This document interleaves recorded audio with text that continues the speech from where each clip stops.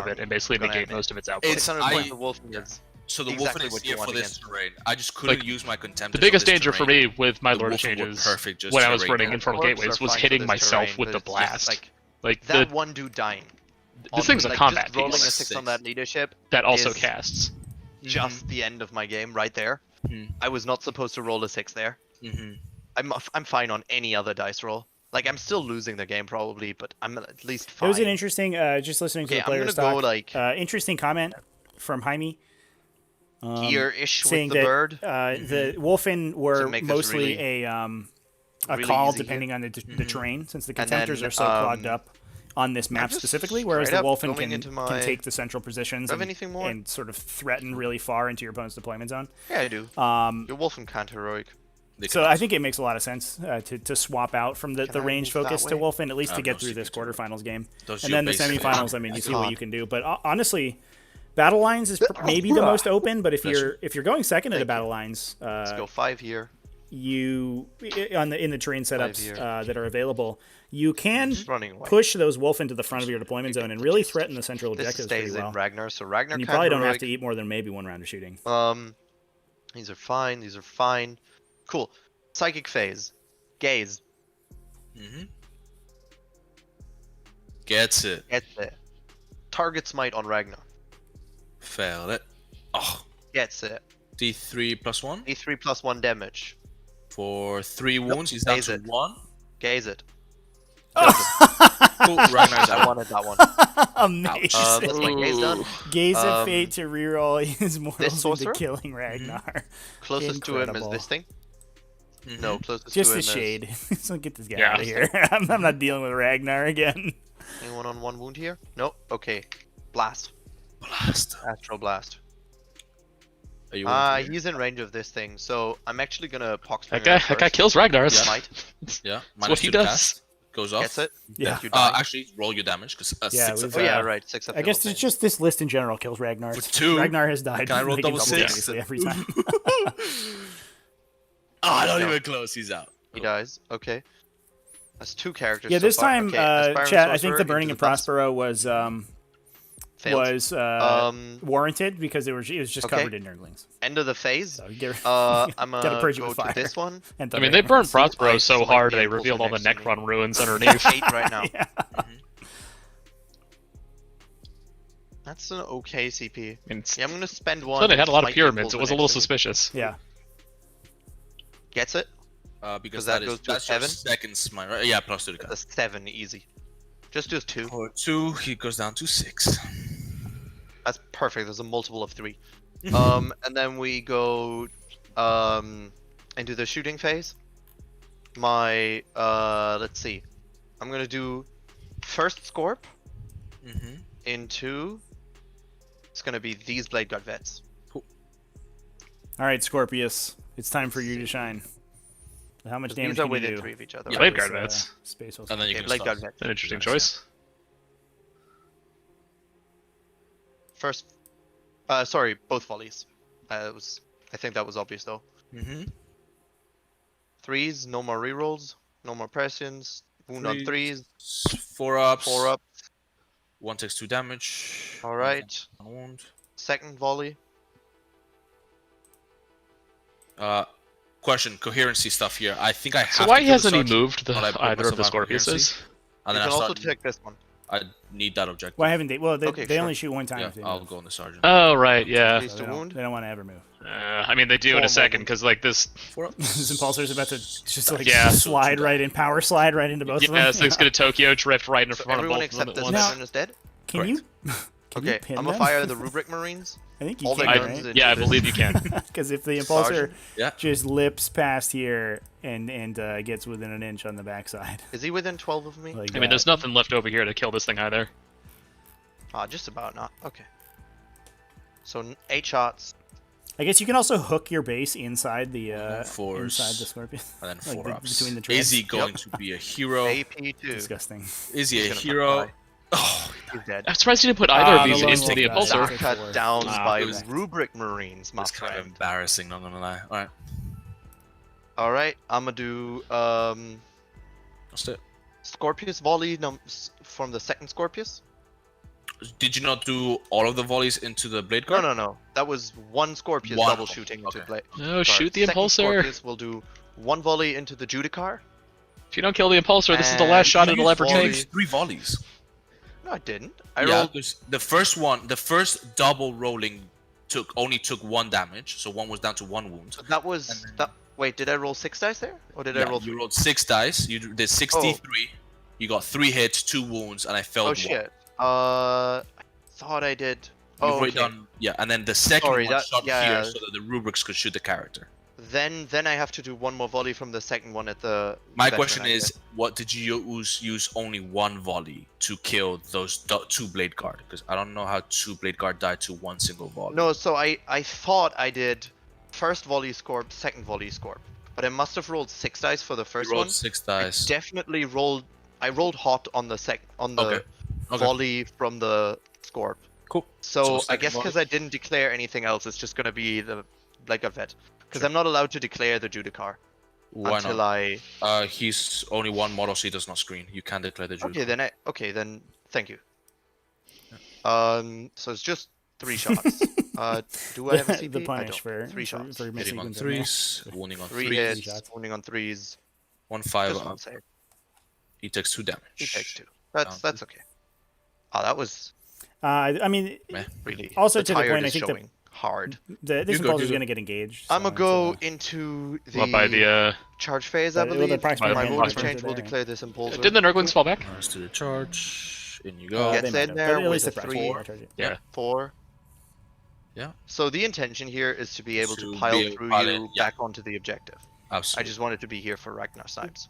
You can smack. Rubrics, impulsor. Definitely get 8 there. minus 2. Yeah. In you go. So all I want is the dude to fight. Mm-hmm. He's gonna make it on the pylon anyways. And then do I have anyone else who needs to charge? Yes. Poxbringer in your impulsor. Cool. In he goes. With an eye. Love it. Gotta love it. Okay. Foxbringer might be able to give the Nurglings the then plus 1 that strike is finally. all my fighting. We're You doing don't it. have heroics over here because I stayed out of that. It would have only mattered if he had also So given six, us no the matter, number. but- here. Nothing over The- here. No CP. Lovely. I'm gonna do Lord into the impulsor. Mm-hmm. Call it 4s, I believe. Strength 7, T7. No, strength 6. So nothing. Okay, nice. Oof. Can't roll a Bounces. single wound. Yeah. Okay. That's too bad. Over here, sorcerer. Yeah, there was the impulsor. opportunity. Yeah, I guess you could have attacks cleared that on him? objective maybe, but the second Impulsor is just going to go To it. go hang out. Oh, he didn't give them the. No. Oh, he didn't give them the sword. That's no, why. yeah, I they mean, just like have all the the staff other- for the extra. No, Oh, yeah. I'm gonna It's over only the 5 rest of the squad points. as You well. always give them the sword. Yeah. I don't know. I guess like 2. Oh, this has been 3. on my time. What the hell? We're not gonna run out of time, mate. Okay, cool. You can just relax. 3 of the squad. So do we want to check out the other game going on? I think this one is mostly going to be a bunch of one demons wound. being Yeah. engaged by Impulsors for a Good. while until the Except- Yeah, score a bunch of perfect Okay. ones. I think Wolf and walk Foxbringer out, kill into the 4 Nurgling bases, engage some aspiring sorcerers, and just like All buzzsaw hit. through. Yeah, there's So there's wound. certainly going to be some interesting Rerolling. minutiae in the play, but I don't 2 know wounds, if it's going to AP3. change the outcome. Of this. Yeah. Whatever, I It's fell hard to get over through the- at a Whatever, all of 36 them point failed. deficit. Just 1. It's just a power Yeah. sword. That's Down to 4. that's Just a lot of wound points. to be re-rolling power sword. It's Nothing probably going to fancy, keep widening sadly. out because Well, I don't he's better see than Combat the other. Chaos sorry, taking let too me many just do objectives my for the rest of this piles. game either. That's fine. Well, this isn't taking the objective back, is it? We're contested, so you Yeah, I do not. know. And that'll be my turn. Cool. So you slap me back with slap people. over here with intercessors. Hitting on 4s. Wounding on 2. Sure, Hemi. 2 wounds. 5s. Dice. Ties. 1 wound Nurgling. Cool. And that is Goes with fight. over here. Alright. What, Okay, D3 still in everybody, middle so bracket. give us about 10 minutes, and we're gonna Hitting shift on over 5s, to this is the into other game. threes. Oh, this is So in give us a little bit to set that up. Who's this on? This is onto the rubrics. Cool. 2 ups. I'm good. Guess I should have gone into the box walker. And that is everything, right? Poxwalker is 5 up, 5 up. No, you get to hit my Lord of Change. I get If to you wanna ignore try. change. 4 attacks. Middle bracket, D3. 1. For 2. So 2. Hitting on 5s. 1 hit. Wounding on a whatever. I'm good. Cool. Alright, at the end of this turn, I do not score engage. I have assassinated something like 3 characters though. So I'm gonna You get have assassinated 9 assassinate. And I'm gonna be sad about the rest of this game. This is actually fully fine. I hold 1. I hold 2, so that's 5, and but I don't hold 3. You hold this and you hold this, right? And you hold 1. So exactly, you get the hold 2 and you get the hold more, but you don't get the hold 3. Exactly. Cool. All right. So this Blade Guard is now slightly useless, so we're gonna put him behind here. I do get a CP, puts me up to 1. We will be planting a banner here. Over here, the cursors will plant a banner, allowing these guys to leg it this way instead of using damage to him, which I doubt. But it is OBSEC stuff to start putting to that objective, unless we fall back.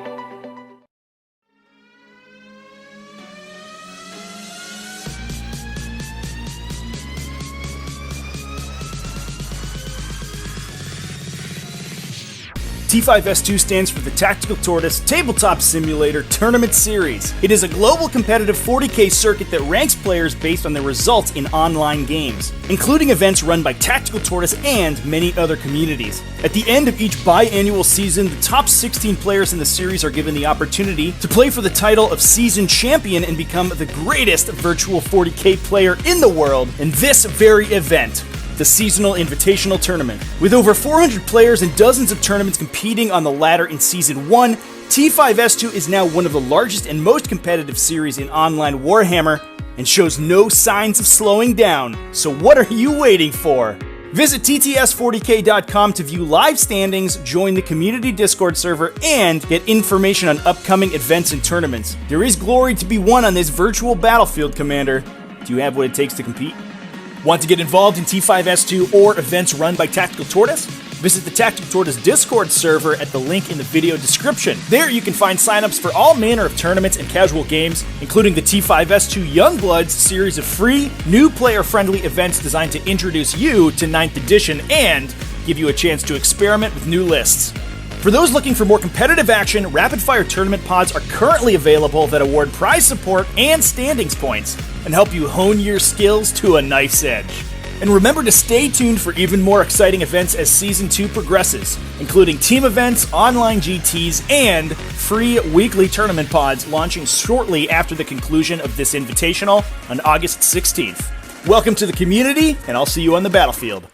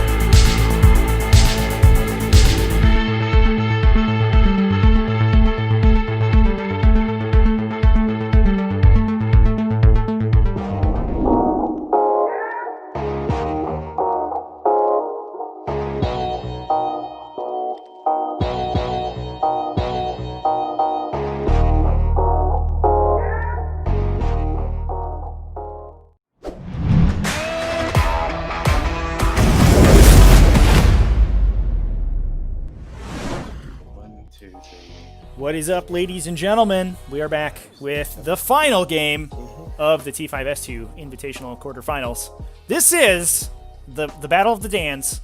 Dan Paolini versus Dan Kennedy, and a couple lists that may look familiar to you if you have been watching the stream today. We just came off of Arna versus Jaime, and that had a pretty cool chaos list involving a billion Nurglings and a Lord of Change, as well as some Relic Scorpii, and that is what we're looking at again, being run by Dan. This is the Hottest Takes chaos list.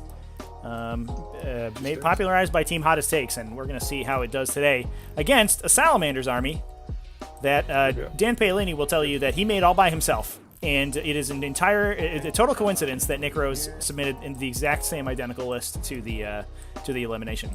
So. Yeah, I don't think those two have ever met or even spoken to one another. Never. Honestly, it's like a fantastical coincidence. Yeah, it's an astronomically small chance that both players would have come up with the exact same list, but they did it somehow. There's like more grains of sand in the earth than there is like a chance of this occurring. Yeah, for sure. So we are coming in right at the start of this game, and looks like, I'm not 100% sure what's going on, but it looks like Salamanders got first turn and are charging some Nurglings, this time with land speeders and not Wolfen, though, so that's a little bit different than the last game. It looks to me like a Chaos Army is trying to bedazzle a Necron planet, and they're doing a great job. This is a chaotic color scheme, for sure. Yeah. I would buy this shirt and just like rock this on like a hot Thursday. When Nurglings become the only playable army in the game and everyone has to buy them, this is how I want to paint my Nurgling army. Why is there no HQ Nurgling character? Hey Trevi, did we decide if the land speeder's having to activate to move? It would have like one wound. Is, turning up You'd their have toughness ability? 2. What's that question? So, I remember Ash was asking earlier that the land speeder Tempest, that ramjet thrusters state that until they are chosen to move, they have the ability. So if I pile into them, then they would have to be chosen to move for their pile-in, which should no, it's your turn to move in the movement phase when you're picked to move, so they won't turn off until the Space Marine movement phase. Okay. So we should have 4 into the storm. Yep. Some good old questions about the ramjet ability. One of the most tactfully worded abilities in the entirety of the game, I think. So for the edification of the crowd, and also honestly just for our enjoyment, you want to go over? Yeah, we'll talk about this power here. Yeah. So we should real quick touch on the lists, I think. Obviously we just saw the Chaos list in action. I don't know if we have to talk about that, but we haven't seen this Salamander's lists in about 7 hours, so we should probably talk about that one. It is a single Salamander's battalion, bringing the patented Invincicap, a captain on a bike with a storm shield, the Forge Master Warlord trait for +2 toughness, as well as Salamander's Mantle to make him -1 to be wounded. I assume that is what we're seeing here, although we don't have any tooltips, so who knows. Fun fact, none of that man's defensive abilities matter in this matchup. You might just not do that in this matchup, and I'm not sure what Dan has elected to do. We are also bringing a Primaris Chaplain, upgraded to a Master of Sanctity to get those sweet 2 litanies, as well as Rise Order to reroll them. A Indomitus Lieutenant with the cool Storm Shield. 2 Intercessor squads, Assault Intercessor squads, as well as an Infiltrator squad, a Scout squad, and a Tactical squad to hold objectives, all 5-man. Scout squad could go in the Landspeeder Storm, which is also in this list, very exciting. Gives that thing something to do. We also have a 5-man Aggressor squad with Bolt Storm Gauntlets, a Servitor unit, as well as an Inceptor squad with 5 Inceptors with Plasma Exterminators and 4 Landspeeder Tempests in 2 units of 2. Last but not least, 2 Eradicator squads, a very powerful Rapier carrier with a quad launcher, and a Landspeeder Storm. So mostly going to be trying... It has sort of a couple really high volume units to make maximum use of Crucible of Battle. Those being especially the Inceptors and the Aggressors. The Inceptors also an interesting pick because they're that much more expensive than the Aggressors now. They're only 5 points more with their plasma guns. And they are blast weapons, so they can max shots against low, sort of 6+ size units. So they can actually jump in and shoot 30 strength 7 shots, which is really good conversion rate. Like I said, both of those make very good use of Crucible of Battle to get +1 to wound.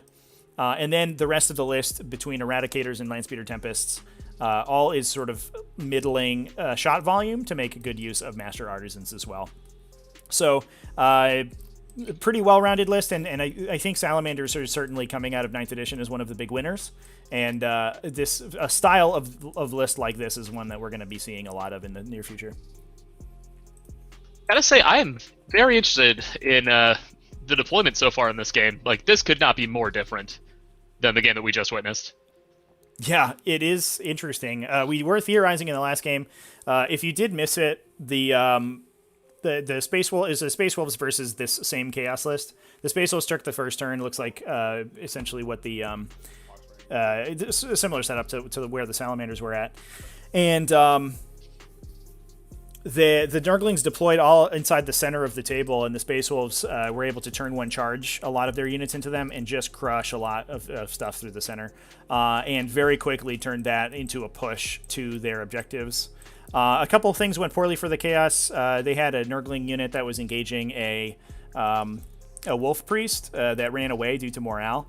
I think they only failed on a 1, and it rolled that 1, and they booked it, and the Wolf Priest was unengaged to then go kill 2 Thousand Sons sorcerers. So that sucks. One of which was named Aramon. Yeah, one of which was an important man named Aramon. And that was sort of a nail in the coffin, I think, for the Chaos. We'll see how that game ends up, but they had a really big points deficit going into I think round 3 is where we were at. They were down 25 points, which is you're looking at like a 45-10 on the primaries, and then the secondaries weren't shaping up super well either. Yeah, for sure. But this we were theorizing in that game that it might behoove the Chaos player to play more conservatively with their Nurgling units and sort of keep them in the back of their deployment zone, because that makes that turn 1 charge and just really getting up and gumming up the Nurgle or the Chaos army a lot harder, and lets it kind of striates your damage output, right? Because you can't get everything in if the Nurglings are far enough back. Yeah, you can throw 1,000 points of Space Wolves into 1 Nurgling unit, but what ended up happening in that game is they threw 1,000 points of Space Wolves into 5 Nurgling units, right. And it's like just got maximal damage output there. For sure. That said, this looks like it may be a little too far, although this is only, I think, the top of 1, so I think it's probably fine. But here goes the Chaos. Seems like it was 100% just all about preventing, a Tempest from just like hopping far enough back to being able to tag one of these Scorpiuses, because he's depending so hard on these Scorpiuses to kill all of these speeders. Yeah, for sure. And I think, interestingly, trying to sort of move block the Nurglings into getting onto the objectives as much as possible. It looks like the purple Nurglings at least, are engaged in melee, so they're going to have to fall back over to the back end of Objective 3, make that very difficult to hold that objective. And then something similar on Objective 2, they were insulating the Hellforce Scorpius behind the ruin here from being engaged by the infiltrators, and now moving in through those breachable walls into Objective 2. And here comes the Lord of Change coming to fight. There we go. See? Right there. Yeah.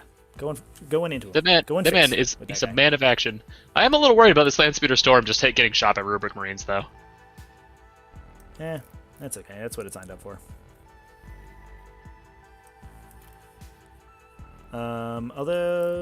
So we do have, for secondary objectives, we do have Raise the Banners, looks like, for the Chaos.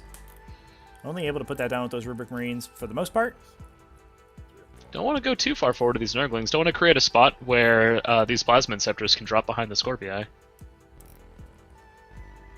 It looks like between objectives 1 and 2, there may be a space, but I think these yellow Nurgling swarms are probably filling that up. Yeah, it's only 14 inches between each other. Well, but like just touching the wall back here, right? They can just land, fire directly into one of the Scorpiuses. Well, they still have to be 9 inches away from you. Is the Scorpius within 19 or 18 of one of these Rubric Marines? Where are we looking at right now? Sorry, I'm confused. The Hellforce Scorpiuses? Yeah. Yeah. Where would the Inceptors drop? Board edge behind them. well, maybe. Oh yeah, I think there's a little tiny gap maybe, but I think So it's only is that a 6-man squad or a 2-3s? It's a 5. Yeah, these yellow Nurglings are also shooting yeah. back a little bit. Yeah, I think it's All right. Yeah. Okay. They wouldn't be. I mean, you could drop one and then lone wolf him afterwards. If only. We did see a sick lone wolf on a Blade Guard veteran sergeant in the last game, which was super cool. It's a pretty cool stratagem, turns out, when you have sick Indomitus Primaris it is Marines. Great on Blade Guard veterans. Yeah. Absolutely. Gotta imagine these Eradicators just get shot immediately. This is I think as the players were saying before, the skew on both of these lists is kind of a bit of a skew to fight the other list on this map here. Yeah. And that skew didn't work super well into Wolves, but like these Scorpiuses are going to do a grip of damage. Yeah, for sure. Yeah, I think. Yeah, I agree with you. The Scorpius obviously were deployed on the other flank against the Space Wolves, but the Space Wolves had so many impulsors that they could just go run and grab them. I wonder if deploying the Scorpii behind this ruin against the Space Wolves might even have been better, just in order to. Oh yeah, 100%. Yeah, just in order to block placement for those big vehicles trying to come in and try to that back corner placement was very strange to me. Like at the very least, put them on objective 1, like so you at least have something standing on that, and then you don't necessarily need to have another unit there. Yeah, I think that the one thing you have to be wary of is those impulsors just moving like the first 2 turns, and then just charging you. And I could have done that in the corner too. In the corner, you're kind of out and by yourself. Like you have to throw. They can't stand on top of these on top of these obstacles, right? So like where these Scorpii right now, the impulsor has to go all the way around the back. Yeah, I think that is probably the best place there. Yeah. And it's not like these things won't shoot basically everything on every objective. So from where they're at, yeah, that might have been a little bit of an aggressive placement from the from the Chaos in the last game. 3 Immortals into the Infiltrators. These Infiltrators just getting completely surrounded over here. Yeah. Yeah, it looks like where's the Poxbringer? Poxbringer's over here, giving these Nurglings strength 6, which means that they do wound this Landspeeder Storm on a 5. I imagine this purple unit just kills this Landspeeder Storm flat out. Strength 3, not strength 6. Right. I said, strength 3 versus strength 5, right? They would have 5s. Yeah, strength 6 would be pretty good. Yeah, I think I'm all in on strength 6 Nurglings. Right, let's do it. If he has the same psychic power too, he can drop this thing down to toughness 4, which will then have no effect. So you wouldn't actually want to do that. Yeah, if you're Virulent Blessing the Nurgling squad though, if you're Virulent Blessing the Nurgling squad, I think they just one round it with ease. Yep, it looks like he has the same power. Great minds think alike. Apparently, there's no overlap there. This definitely isn't a team of players who built their list together. No, it's just one more infinitesimal, impossible chance that they both chose that too. Yeah. It's like that time there was like 8 completely identical Broviathan lists at LVO. Like, how did that even happen? Nah, that's crazy. It's crazy. Yeah, everyone came up with the exact same list. It's like 1 in 10 to the 8th power of a Googleplex for that even happening. Does he have any other casts?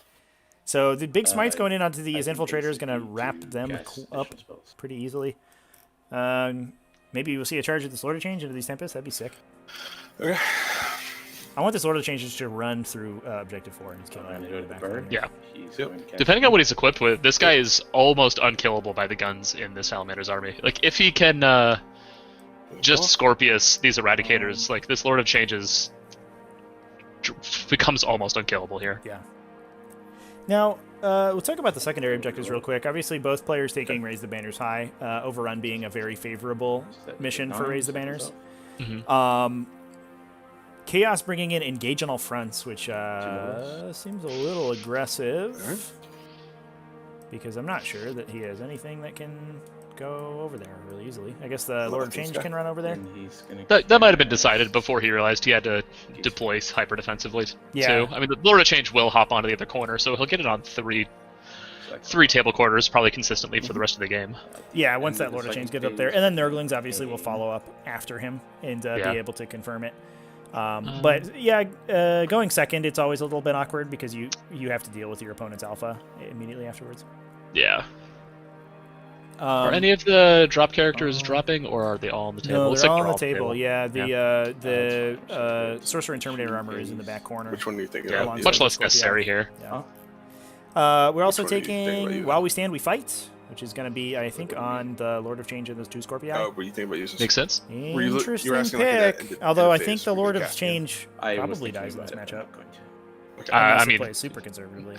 3 or 4 turns later, but like you can give up While We Stand, We Fight if your opponent's wasting their entire army firing at something like. Yeah, that's true. I think writing on the wall for the most part is that if the Space Marine list doesn't kill this Lord of Change, it's probably going to lose.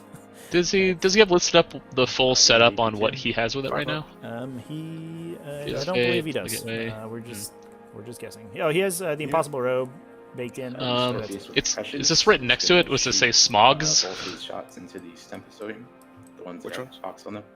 Who knows? Scones? Does it say scones? Escoved. I mean, I've got that might be a. Let's see. Is that sorceress? He probably rolled if it's 2 things. Got my cheat sheet here still. Decipher. Roll the number of shots with gaze. I thought it's a single dice roll. It's multiple rolls are collectively. Let's see. David cheat sheet. What do we got? Chat says it says scouts. Just like if you re-roll a charge, you now re-roll both dice. Does it? Does it though? Why would it say that? Well, none of the. Is that a V and a T? Okay.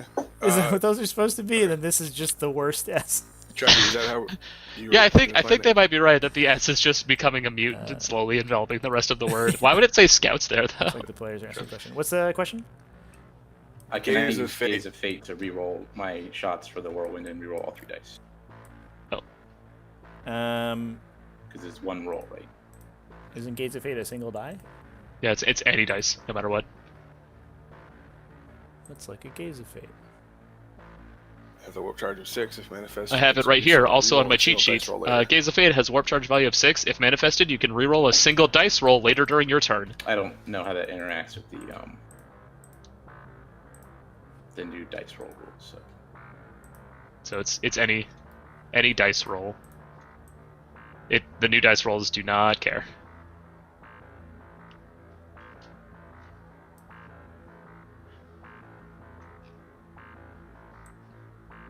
The limitation on command points ain't got nothing on this.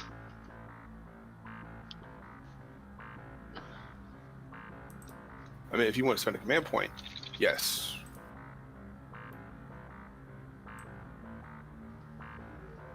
Let's see.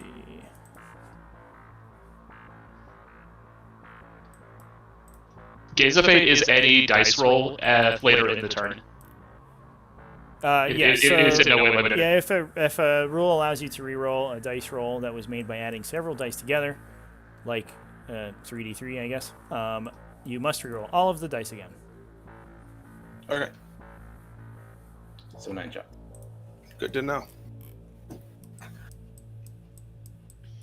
Alright. Good old GW and their confusion with not phrasing things as to where you can understand if things are plural or not. You're shooting these guys, right? Yeah, that's interesting. So I hadn't realized that had changed. Yeah. With the new reroll rules. Oh, the nature of the fact that you can't reroll single dice out of multi rolls. That's interesting. So Gaze of Fate, I guess, slightly more powerful now, right? So 3 APT. Yes and no. I mean, you also it means you can't reroll a single dice. So if you have like a 6 and a 1 on a charge, you can't reroll the 1. Correct. Yeah. Which is, I mean, it's good and bad, I think, for the most part. Sometimes you're gonna fail by 1 and feel really bad, but makes later psychic tests harder to cast. It's in general a bit of a nerf. Yeah, I guess so. But situations like this one where you can Gaze of Fate, a bunch of different dice, is good. Killed 1. Seems solid. Blow up. Can it blow up? Yes, it can. Should be 3 inches, 1 damage, I believe. You. See if I get Tempests over here. And the other one's got 2 left. Yeah, we're just going to try to get rid of those Tempests so we can get greater access to Objective 3. We should have asked while you're talking to the players what was on the order change. Oh yeah, that's true. Actually, yeah, once we get a chance, we'll inquire. I imagine it's probably the same combination of stuff.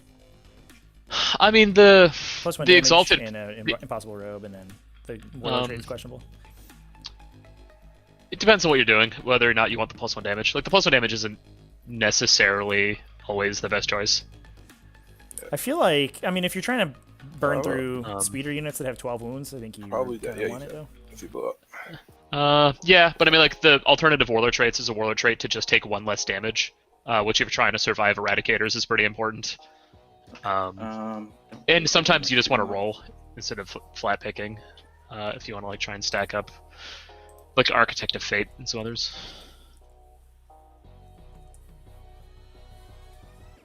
Chat saying that the Gaze of Fate might have been FAQ'd. Was it? I didn't see it in the Demon FAQ. Let's look. Alright, so we're gonna go to charges Maybe. then.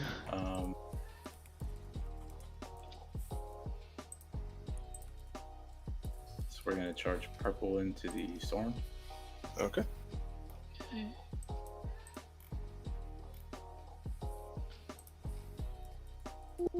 Chaos Demons, errata. Change to Gaze of Fate. Are they in cohesion? Thing here? Yes, they are. I've got it open here, I'm not seeing it either. Yeah. There's 3 on I don't know what they would have to even FAQ on it, to be honest. And there's 3 over here. Seems like it would work pretty straight up. Maybe to try and get back the single dice, but then you're just adding an exception to your rule set, which is be kind of an odd choice. Yeah, it seems pretty clear cut the way it is. I like that it works basically like a command reroll. Yeah. But with slightly more things it can work on. Oh yeah, it's much better than a command reroll for sure. But I mean, getting even, it's just the fact that everything gets it's always to forget about though. Yeah. But making everything consistent, because I think that was sort of my issue with those 2 mechanics overlapping when the edition transitioned over, because Gaze of Fate was just sort of better a lot of times. With Impossible Robe, Gaze of Fate, and a commander roll, you can roll 3/3 invulns on Lord of Change in a turn. That is a lot. And then you're gonna fail. You're gonna pass everything but the Impossible Robe and just kill him. Yeah. You can reroll the Impossible Robe though. Oh no, you can't because it's a reroll. Yeah, it's a reroll. Boot up. Amazing. Is there ever a situation where you would reroll the Impossible Robe? Then the Lord of Change. If you're not at 1 wound. I guess if it's a 6 damage attack. Yeah, you get hit by a volcano cannon. Yeah, you never use that if it's not, because it's also a once per game reroll too. So there's it's not like you can gamble and get more uses out of it.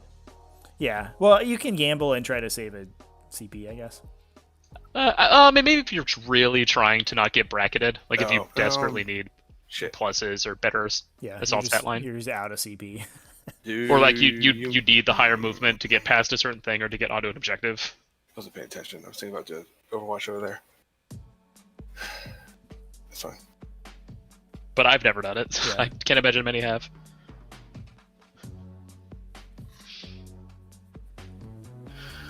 Okay. So we'll go to fight. So I'll go to. Is there an ability in the game to automatically turn a 6 into a 1?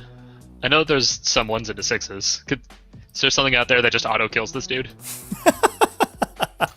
Staff.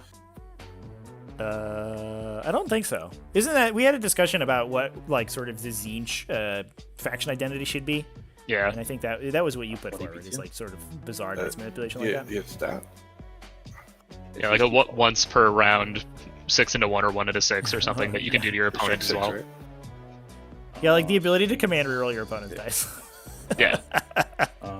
Yep. Brutal. So, 2 saves. AP2? AP2. I'll take 1. So 3 damage. So, looks like these Landspeeder Tempests are getting absolutely, I would say, blown off the table. Over here to these guys. Like by for example, as if by a strong wind from some sort of storm. They are being sped right off this table over the land of this board. Perhaps they were stung by some sort of mighty Scorpius. Well, right now they're being blown off the table by a hurricane of wind erupting from the wings of this great bird as it hits him with a stick. Or, well, it actually only hit him for 3, but you know, it is what it is. Yeah, but this game going much differently than the other one. Yeah. That said, there are approximately 1 billion reserves waiting to come in for the Salamanders. And I gotta imagine these Inceptors are probably just like in space preparing to land from orbit directly on top of this Lord of Change. I have the box maker. Yeah, for sure. Okay, yeah, yeah.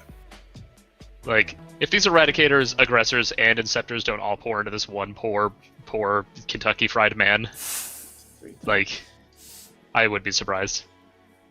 Do we, I would like to see the pregame selection of this game. I want to see what's on this Lord of Change. I want to know if he has the -1 to be hit.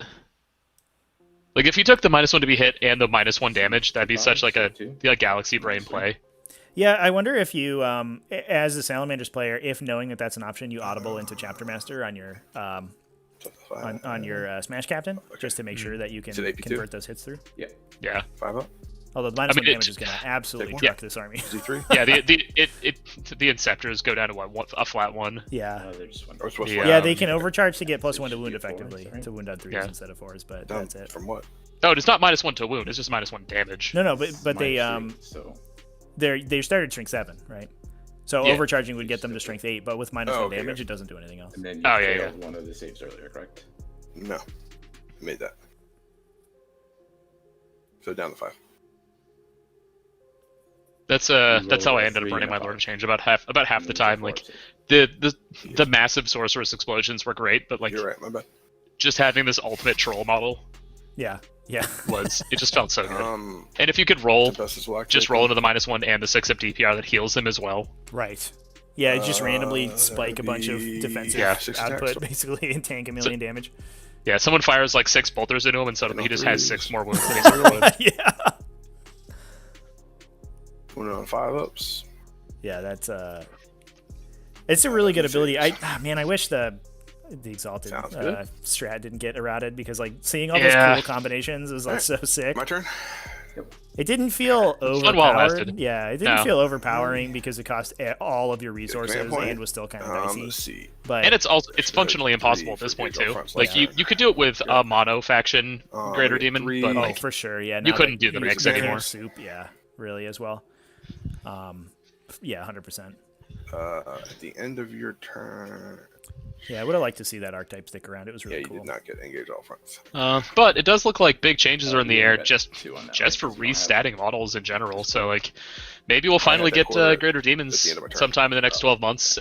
Like at a stat line that kind of like interesting profiles. Yeah, I am actually really excited about that, because I think Games Workshop just throwing out the old stat lines of models and just saying, we're not afraid to totally change the landscape of the game sort of mathematically, I think is really interesting. It does suck that Marines get it first and everyone else has to wait a while. But a year down the road, once most of the factions have been updated with new stats, I think it's going to be a whole new game. Yeah. I'm interested to see how they go about doing that. Like, when the Space Marine Codex comes out, do they also just FAQ every other Marine faction to have the same weapons? Do they redo all the points at that point? Yeah, I don't know. Woe betide anybody who bought a Munitorum Field Manual. Yeah. Sorry, buddy. You just wasted $50. Here's a tip. Don't ever buy the Games Workshop books. Don't buy that book, yeah. Woe betide anyone bought a Space Marine Codex. Yeah, immediately get invalidated 2 times in the space of a year. Cool. I hope.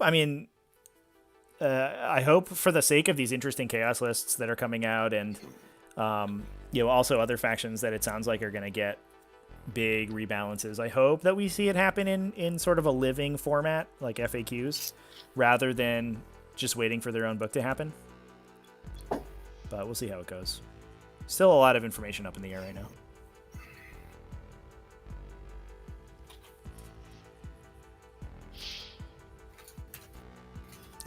And Felder, Space Marines may get the most stuff, but they also waste the most money on books. It's fair. You pay for the privilege of having the most unit options in your army. Will Howling Banshees and Scorpions be useful with those weapons changes? Well, they have not mentioned any weapons changes affecting those 2 units yet. Well, they but I know they mentioned or I don't know if it's been it's a confirmation or a rumor that power swords are becoming +1 strength.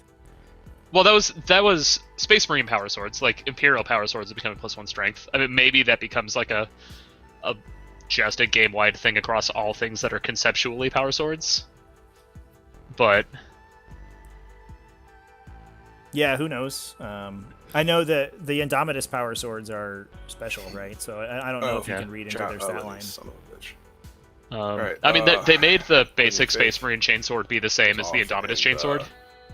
Right. +1 to wound. So it looks like they're just getting rid of the special.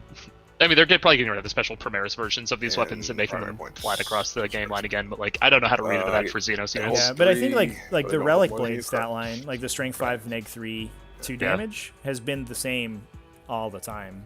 So I don't know if there's an argument to be made that other power swords will get that similar strength buff. There are also other power swords that just have different stat lines as it stands anyway, and I don't think that makes Banshees good. I think they need more help than just that. Yeah, maybe not be 15 points a model. That's a good place it might to help. start. Yeah. Or have a stat line befitting of a 15-point model. Yeah. Like if they got that power sword and +1 attack, and you made their Banshee mask do something. Yeah, that would be nice. Maybe give them a transport that you'd actually ever want to put them in. Yeah, give them an Impulsor. I mean, a lot of these units just become amazing with Impulsors, so. Yeah, they're all in range. I would take 15-point Gene Stealers if they could go in the Tyranid equivalent of a giant Impulsor. At Valdor, they also said that you could keep using your Vigilus books. Like, who knows what they're gonna do? That's true. Yeah, the ultimate shade.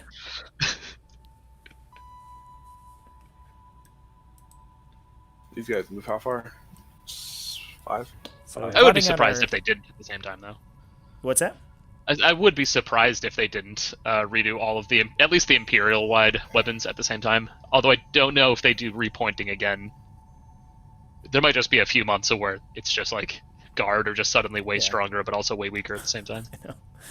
Yeah, that would be brutal. I think if every Space Marine got, or if every Imperium stat line got rebalanced and no one else's did. Yep. Put that back.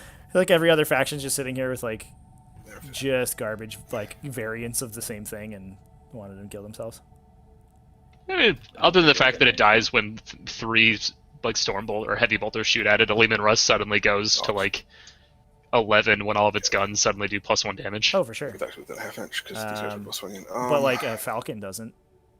Oh yeah, all the Xenos factions just get put in the ground. So where do you think we drop in our reserves here for Salamanders? I think the Chaos Army has done a good job of screening out, but we may bounce in with some Eradicators into the Lord of Change. They don't really have anything else that they're going to get to hit, I think. They might as well try to get that guy. The Lord of Change is a bad target for Eradicators, though. You need a high volume of medium damage shots that aren't worth rerolling. Like, if they're going to kill... I mean, it depends on what he has on this thing, honestly, to know what can kill it. Yeah, I mean, but the Eradicators aren't going to get a shot into the Scorpius, I think, unless the game is going very poorly. Yeah. And it feels to me like you would just take the shot you have right now and just hope you can get through whatever defensive shtick he has. Yeah, you're probably right. I mean, if they're going to try and kill this thing, I think they have to drop all 3 of these units next to it. Any two of these probably can't. Yeah, they're not going to do it. Nothing's going to do it by itself, but at least an Eradicator unit shooting at the guy will potentially tune him up if they get 1 or 2 hits through. 6 shots, 5 hits, 3 1/3 wounds. You save 2 of those. He CP rerolls the 3rd. You'll get like 1/3 of a wound through. Like the aggressors are going to do most of the damage here. Yeah, that's true. Yeah, the aggressors will rip that guy up. I guess you could place the aggressors. You could place the aggressors like sort of by objective 4 within 6 inches, and have one dude maybe chained over behind the obscuring terrain, so he won't get to shoot, but at least he gives you a 9-inch charge onto the Nurglings. And then if you get into the Nurglings, you're off to the races.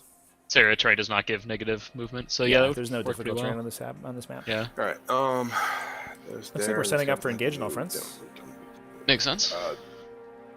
I mean, the alternative is you drop the Inceptors, Eradicators, and Aggressors onto the flank by number 3, and you really just leave the bird alone. You try and empty out this entire corner. But yeah, I think you every want to turn be pushing at the Scorpii though. Yeah. Because I mean, so you kill these Rubric Marines, you don't drop the Inceptors, and then next turn you drop the Inceptors to try and tag them in the back. But then the Teal Nurglings can just fall back and prevent it. Yeah. Yeah, this is a puzzle. You have to unlock these like Scorpiuses to kill in order to survive, but like that's a tall order. For sure. Yeah, I think it feels Is your like order change minus one to be the it? Salamanders have to push through. No.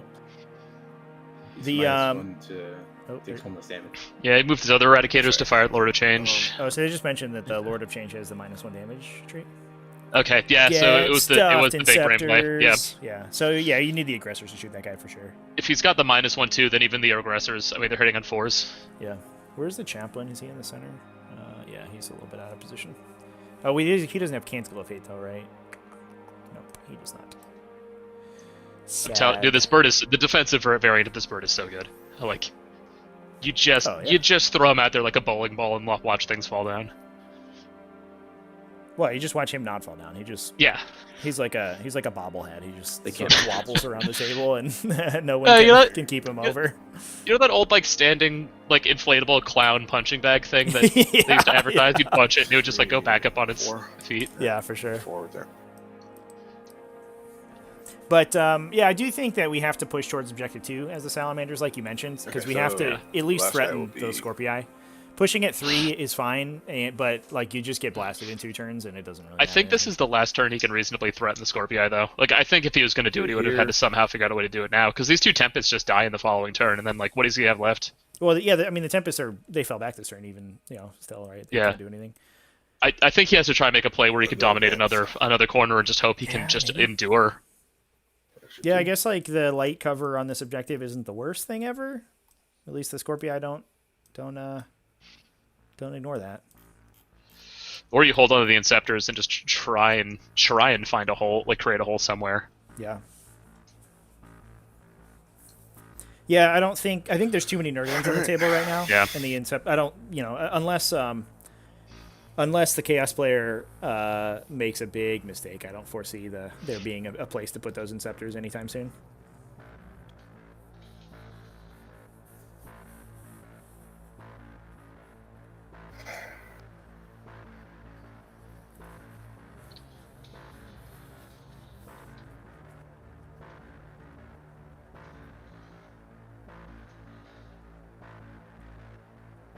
What do you got going on in chat over here? Just talking about Meltas. Me talking about Meltas. People talking about Meltas. Where were you talking about Meltas? Yes, I thought no we were talking about heavy bolters. People talk about like the new Melta rules. I think the big change in the new Melta rules is really the 2 shots on the Melta. Like getting +2 damage if you're within 12, it makes it you have higher maximum damage, but like statistically you're getting like plus 0.5 damage off of that. But really you're getting twice as much damage because it shoots a second time. Oh, just on multi-meltas specifically, yeah. Yeah, multi-meltas are all terrible. Yeah, that's not. Multi-meltas are currently the worst weapon on any vehicle. Yeah.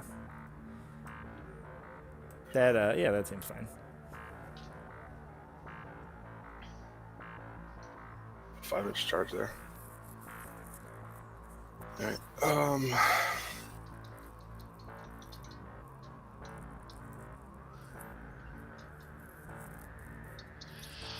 They do cost more than the last cannon, and they have half the range, and less strength.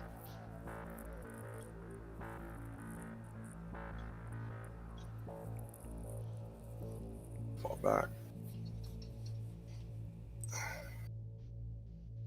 Land speeder's setting up for some. I was already in combat, wasn't it? Yeah, so it's not even back. Yeah.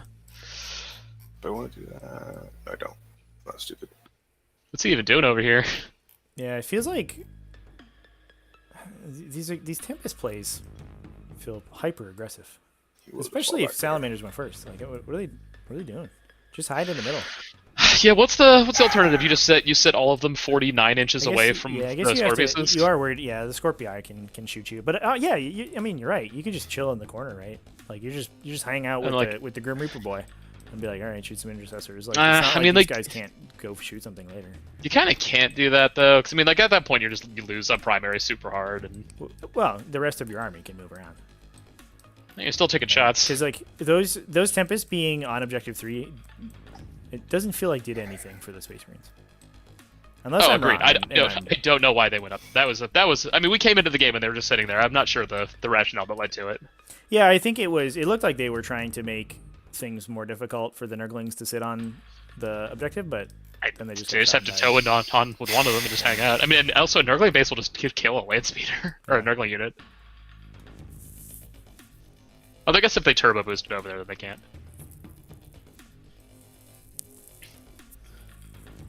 This bike captain's about to fall into an ocean of Nurglings and never come back up. Yeah, he does have a Thunderhammer, but a unit of Wolfen he is not. Yeah. And having a toughness of 9 does nothing against something with a strength of 2. Oh, does he have the +1 wound warlord trait? There's a core rulebook warlord trait that gives you or a core Space Marine book warlord trait that gives you +1 wound and a 6+ ignore, which I used to take all the time on Snap Captains and was sick. Like so he'd have like 7 wounds. Yeah, he goes to 7. Yeah, or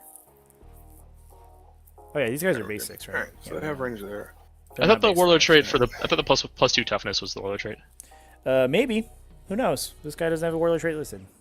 I mean, he's just gonna swim into here and then just take so many like wounds on 6s that he just like drowns. Doesn't the bike captain cap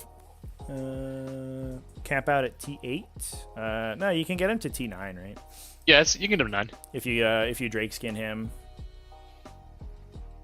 And, yeah, with the and Might psychic of power, Heroes, yeah. and Might of Heroes him, yeah, you can get him to T9. But 36 Nurgling attacks, swinging in, rerolling their ones. No, yeah, it doesn't matter what your toughness Pitch is for against 6s. Nurglings. Yeah, they will. He only has a 3-up save. Like they will. no, I think he just loses to 9 Nurglings. This list has no Psychers, Lee. So this guy's going to be T7, and that's it. Yeah. If he has that warlord trait, I don't think I would take that warlord trait in this matchup, but No, there's no purpose to it. I mean, it makes you slightly harder for a Scorpius to wound if they can somehow shoot at you. Yeah.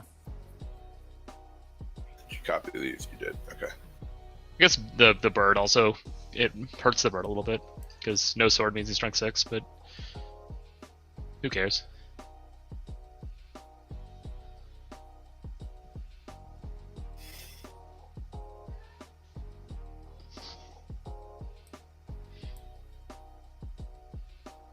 Yep, looks like we're just... Yeah, we're just gonna get the entire Salamanders chapter from Nocturne is just getting dropped on top of this one chicken. Fair enough. Get rid of that dude. You think they can do it? No, but I think that they can do a number still on in him. range of the chat. There's a scene in V for Vendetta towards the end where he's like in a subway car and there's like 50 guys with machine guns surrounding him. Yeah. And they're like, "What can you do?" And he's like, "No, sir. What you have are bullets. In the hope that when you have any more, I won't be standing here." But he was standing there after. Yeah. Finished shooting him, and then he stabbed him with knives. Yeah, sans the knife, which it's a 5-foot upgrade he didn't take. I get the feeling we're about to see that happen here. Yeah. We'll start. Yeah, with unfortunately, I was sort of assuming that the we had a chapter Eradicators master here. going on over here, but I don't think that's the case now that this guy's leaving. They're gonna fire into your big bird. And the rapier carrier probably going to shoot its heavy quad launcher. Threes. The quad launcher is so like sneaky good. No one I thinks don't about agree. it. Wounding on What? twos. With It just It's a manipulates fact. the 2 tactical marines, but it's like Are they wounding on 2? I don't think it's actually that good. What's up? No, the Is he not shatter closest gun. swizzle unit? Yeah, it just gets shot. It's just 4 wounds on toughest 5 with a 3-up. No, I mean it's easy to kill. It's not that hard. But I like the heavy quad shell profile it has. It's like a smashing gun, but it costs twice as much. Okay, well, the intention was to have them be. But it shoots out of line of sight. That's pretty. No, it doesn't. Does it? Yeah. I thought the The the shatter shells don't. Yeah. Like the strength 4 or strength 8 ones don't. Yeah, but I mean, you're not bringing it for the strength 8 shot. But when you have it, it's sick One reroll. If you want it, There you go. tell me- 3 saves. because it's you not want infantry, your so you can intention just when nudge it you into move terrain. on. It doesn't get minus When one. I said, hit, hey, blast this you way 4 they can times. see him and the It's plus pretty 1 good. wound against him. It's That flat was 3 my damage. stated intention. What I found in a recent game against Avaldor in the No, chat. it's damage Clarify and say, 1 on the one, no, they're unless you're closer. shooting that. You didn't say, hey, No, on the check shatter that. gun. Why launch? It's Yeah, that damage one's 3. like, well. It kills Either way, it's eradicators in still one 3 go. saves. I had a 1 free reroll from Master Artisan. Yeah, a lot of things do. Eradicators shoot once and then they like walk off the table and sit down, I wish that were true. having paid for Next themselves. Eradicator We squad just is gonna watched. We shoot watched 3 exorcists shoot an eradicator squad and kill one of them this morning. Well, they're not demons, so I don't know why you're getting an exorcist. that. Hitting on 3s, reroll 1. I don't know, their heads aren't going to spin, and then they're just going to throw up on you. Yeah, if only we had some exorcists in this game. There you go. Get rid of all 6 these saves. big birds and stuff. Yeah, that's a exorcist. One of the greatest things in the game to kill this bird. Yeah, it's You also should be it's outside not of 12. blast, so you can engage the Yeah. recruit 6. carrier and it just You shoots you with decide this it. like stupid grape shotgun. It's so It's good. just full of like toasters and like marbles and stuff and firing at them. Yeah, it's like the scene in Pirates of the Caribbean where they're putting like their Yeah. Water skins inside the and they flasks inside. Yeah, like inside they had like that thing of treasure and they ran out of shots. So they just Yeah, like, just odd putting ones in forks there. and plates in there. Yeah, yeah. Well, I mean, you rolled damage before I had an opportunity. Amazing. Right, that's what I'm saying. We'll call even odd For if I get to do my reroll. No, All right, you get chat, your you reroll, think- which you think this damage bird's dice gonna you die? Take off. High, What are the chance we're eating them? You know, Okay, cool. we got like a double down over here afterwards. We got like a High, bucket you of take off the 5. like a low, you 16 take off piece the meal. 5. Fair. Yeah. 5 damage. It's a good point, Nick. We gotta potentially remember that these salamanders can get +1 to wound on their melta weapons. But do we have to remind the players about that? takes That's a 4. question. That's a real question. I don't know if it's optional or not. Quad is going to shoot into him. Yeah, here comes the quad gun. 1 on 3s, 1 reroll. Did those 3s hit? Is this Four guy more not -1 bombs. to be hit? No, he's -1 damage. Oh, he didn't take both. 2 damage. Okay. I don't think so. Oh, he's got the 6 up. Okay, so he takes nothing. He did take the 6 up. You have a 5 of feeling pain. He has a Glorious. 6 at feeling pain, but when he ignores a wound, he gains a wound. That At was the end of sick. phase. When that unit is done shooting. Okay, gotcha. Oh, that was All cool. right, aggressors are He gonna, took 2 and spend made 1 6 up and took for the 0 double damage. tap. And, Yeah.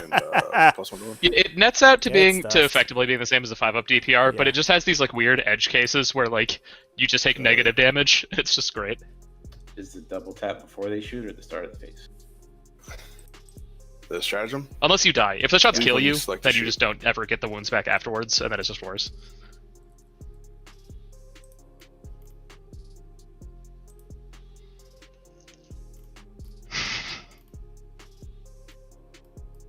Fauci, you take them because they're 120 points. not just because they're salamanders. Yeah, you take them, yeah, because they're Crystal- grossly no, undercosted. that's- So- You, in you every- take them regardless of the color of your Space Marine chapter. Oh yeah, Promethean cult is not optional. Looks like you gotta get it bust on in there. You gotta do it. Cool. I fucked up. Oh no, what happened? Would have been at the end of movement phase. So, I'm just going to give it to you. Okay. Can you imagine God just shouts at you from the clouds about just like some like minor screw up you're doing in your life? Did we not use the standstill stratagem?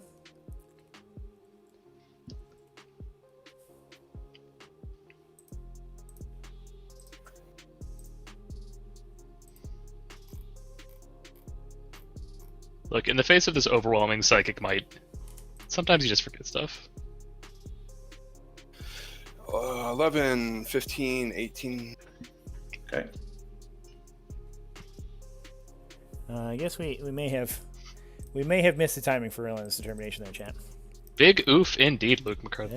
That is the oofiest.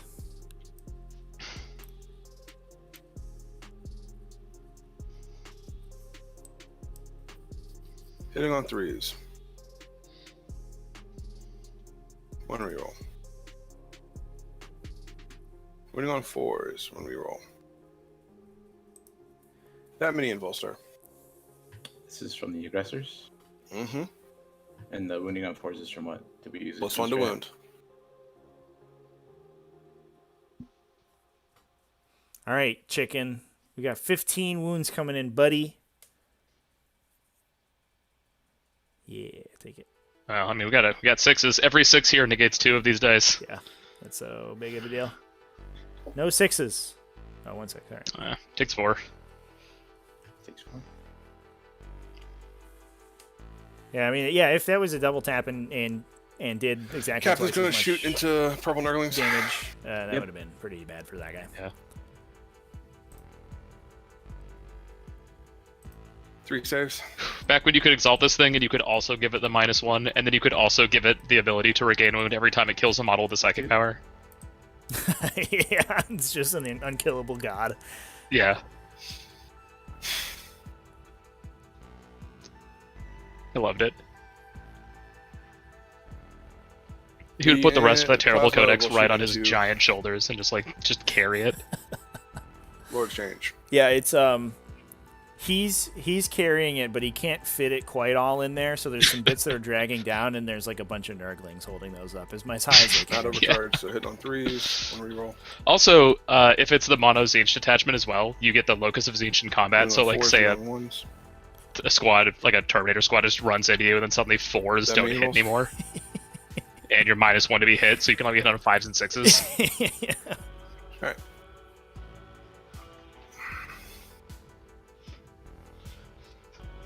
Charge phase. Captain's Did gonna we shoot the Inceptors? declare a charge on Did they Purple just squad. bounce? Okay. Or am I mean, I wasn't. I think they shoot. Were they that roll at the Nurglings? That just Actually- was really bad. No, there was Come like back some in. random stuff. I think the captain. We'll start with the aggressors. They're gonna declare a charge on the Lord Change. I can't imagine you don't shoot the Inceptors. I mean, they're Yeah, it's like a 200 300 point points, right? unit. It's pretty important. Alright. important. These Inceptors could potentially scythe through a lot of Nurglings also by themselves. Yeah, 'Cause you that was can- the alternative. You could is you just drop overload them and put them next to a chapter master, so they're rerolling, Yeah, and then so how many command just points you have now? overload for max 30 shots. And you I spent just 1 kill, command like, point for just pick up here. like 8 of them. You kill a lot of Nurgling bases with that. Yeah. I don't believe I spent any other. That was one of the things. Like that's what So that was I the strength should've of that been on the at other 8, side. should've Like gone you up kill this entire pink unit, you kill this entire Should be teal up unit with the 2, yeah. aggressors. Oh, Inceptors bounced. Yeah, that's a. So it should be at 9. Yeah, the bird On the line doesn't at seem like 6. a solid target for the Inceptors. Like they're wounding on 4s, and they want to overload. He's kind of a target you just kind of want to ignore. Like I like the aggressors. cast twice, it's kind of hard, but I definitely missing the don't know. relentless That's what I'm trying determination to was a big figure deal. yeah. I'm kind did I of spend on- flabbergasted that we I don't didn't have a reroll chapter master anything. in this army. Like that seems like what just what you would do. He can't. He's not fast enough to follow I the didn't speeders, and he's Overwatch. superfluous with the bike. The only one I've spent was Bike for captain. this. So it's like For them to be +1, I was going to have given them What's the? the double shoot. It would be the bike captain. Because like you don't want to like if you take Invincicap, right? Like Aramon just like Toodaloo's over there and blows him up. Yeah. Whenever. Like all the damage output from this list is mortal. We'll go wounds with for the most assault part. intercessors in. Looks like they need a 5. Or Nurglings that don't care about any of your cool, your sick anti-wound abilities. Command point here. They're like, I was winning on 6s anyway, dummy. The Salamanders list is tooled so heavily to fight into Premier like other marine lists that like Yeah, but like the aggressors and the Inceptors are really good picks against these Nurglings. Like Yeah, that aggressors, is true. I mean, shooting 1 damage shots into Nurgling isn't great, but you just have so many of them. Yeah. Like you're Captain gonna will get there declare charge on eventually. Purple, can't fail. All for distance. Yeah, that would have been with some bonuses to hit on those aggressors. I think that would have been lights out for the Lord of Change. It's so tough with the outflank though. But I think you have to outflank so that the Scorpius don't light you up. yeah. Alright. Attention is not debasing. Smacky? No, it's not. It's not always this obnoxious. The players have just spawned these auras around their models Alright, we'll start to measure with- reserves this turn, and that's why it's so Yeah, and then they did get confusing. rid of them. Yeah, and then they didn't These get all rid of them. intercessors. So, yeah, I Can do you? apologize for that. You have control. Like you can I you can can. just remove from these. Hold on a second. Once this video goes up, I would highly recommend you check out the other games that we've had on stream, because for the most part, I think they've been some of our better ones.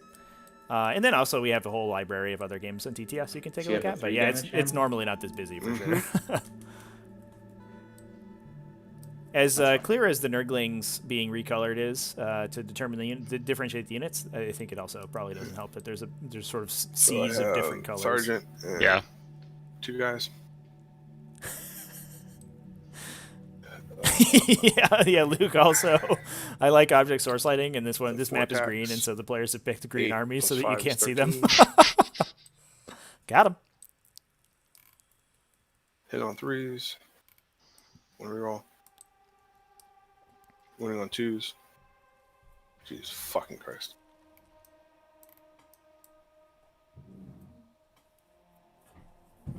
Oof. Yeah, Captain, just bouncing off some Nurglings. Or probably sinking into the Nurglings, but like this deep man that he can't pull himself back out. Imagine riding a giant, like, super heavy motorcycle into quicksand. Yeah. And just, like, vanishing over the next 2 minutes while no one's there to throw you, like, a vine. Yeah. Actually, put him back.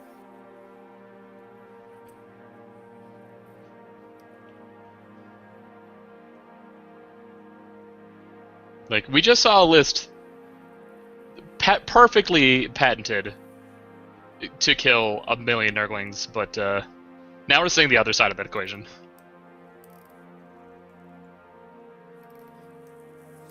Yeah, for sure.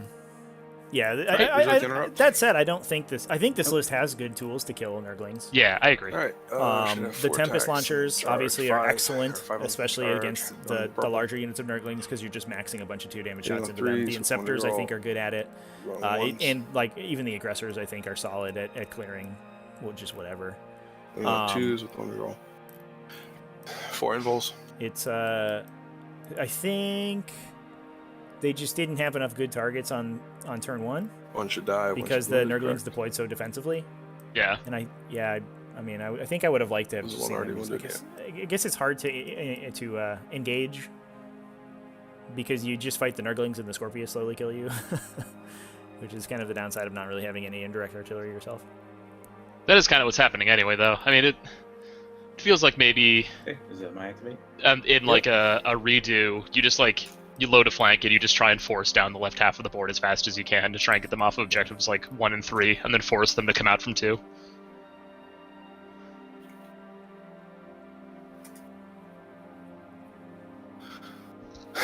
Yeah, I think you just drop, like we were saying before, there's areas sort of in this location where you can put Tempests to set them up for next turn, but they're not in range of the Scorpii. That's ideally where you want to be standing, and then you can hold the Inceptors and then you drop your reinforcements and you kill. Maybe even sort of try to stagger the reinforcements, where like the Inceptors come in and burn down a unit of Nurglings, and then maybe you push them back with like intercessor charges or something like that, and then the next turn you can bring in the Aggressors, or vice versa. I mean, even with like the land speeder, you can really send models, one direction or another. Yeah, it feels like I think maybe the big chicken was just like a fantastic distraction Carnifex. Oh, for sure. But also the Scorpius, I think, the Scorpii. I think you just have to beat the Scorpius shooting at you for a turn. You can't win and then them. fight through them later. Yeah, it's you can do movement, but you can't. I think you just have to turn this into like a gun line that's holding nothing. Like, sure, you'll kill most of my models, but like if you're just holding 1 objective and I'm holding 4, then it's like GG.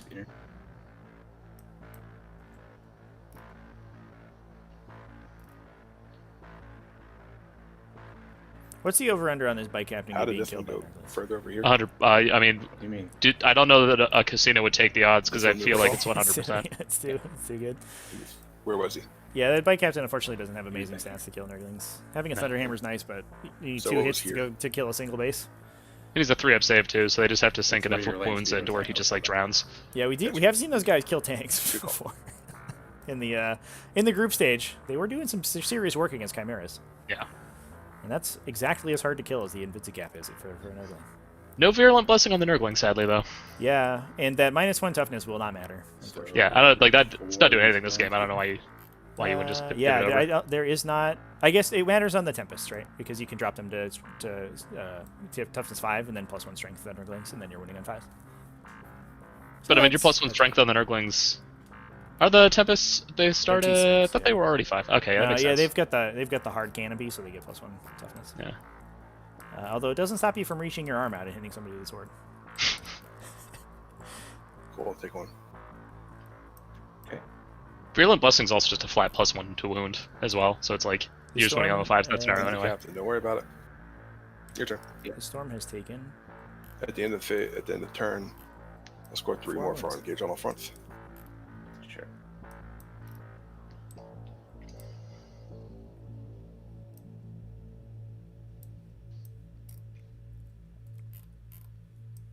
So engage on all fronts being scored for the Salamanders. We also have raise the banners, which is just going to be on these 3 back objectives. Just 2 back objectives, I guess. Interesting.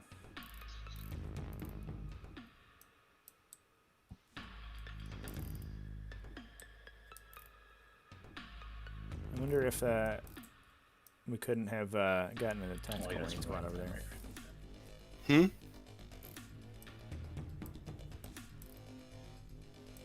I get this thing back though. Sorry. Yeah, go ahead. Did you base him? I imagine. Yeah, I was doing. Can the gunners fire the cannon when they while they're performing an action? I imagine that they can, right? I think they just have to be nearby. I don't think that they have, other than the fact that if they're not near each other, they all just die. I don't think they're actually involved with each other in any way. Yeah.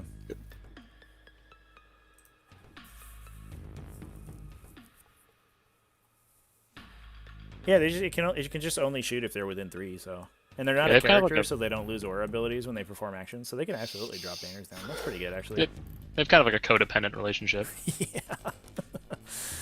They also can't be shot. I think a Tech Marine when it drops a banner kills its own gun though, because they have an ability within 6 that keeps guns alive, and I believe that they lose that.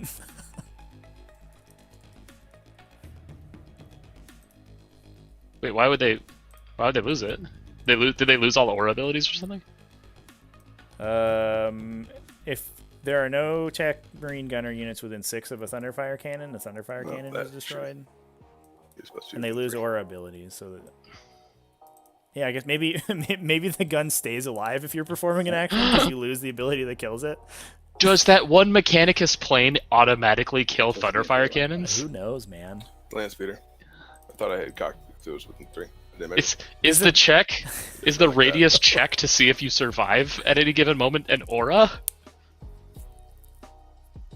The ability to shoot it certainly is. So you can't shoot Thunderfire cannons while the electrofilament countermeasures is happening. What's the difference between that and the other one? So the other one isn't everything that's a radius measurement in the all of 40k just an aura? Yes, but the difference is that this ability, it's not that the gun stays alive as long as there's a Tech Marine within 6. It's that the gun dies if there's no Tech Marine within 6. So if it loses that ability... Okay, so it becomes... So as long as there's a tech... As long as that plane's near it, it's immortal? Yeah, I think so. It also turns off your repairs. That's because that's within as well. Does it turn off friendly auras too? Can you just keep your own Thunderfires alive forever that way? Oh my god. You just couldn't shoot them. They just survive. Who knows, man? But I think they would both have to be inside the aura, is that right? Is unit coherency an aura? No, because that has to be an ability, right? So it has to be in your ability section of your datasheet. I don't know. Does it have to be? Does it? Yeah, abilities, fortunately, thank goodness, abilities are defined in the 9th edition rulebook. Unlike in 8th edition when it was just, I don't know, it could be anything. Just make it up as you go.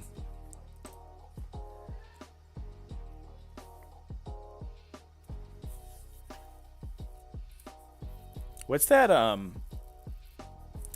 Night Lord's stratagem that reduces the range of Vox Shriek? Yeah. The thing where if 2 of them are next to each other, you'd say... Oh yeah, it's like the game greens, like just blue screens. Yeah, it's like an infinite combo in Magic the Gathering, and whoever just did it first loses automatically. I imagine it's like these ruins over here that I just noticed are interacting on their z-axis. It's just like this, right? And they just bounce back and forth infinitely. And there's just one area of the table is two people just standing face to face yelling at each other for the rest of the time. It's like that meme with the two people on the different islands just shouting at each other. But that one certainly would kill the artillery, right? If you Vox streaked a Tech Marine. But no, isn't it the other way around? Like you're getting rid of. No, because you reduce the lowers range the of the distance ability. on the aura. Yeah. So if you're 6 inches away from a Thunderfire cannon to keep it alive, and you reduce the aura to 2 inches, then it dies, right? What if that's within the range of the 6-inch aura on the plane? Well, that's not an ability. See, because that's a stratagem. See, we fixed it.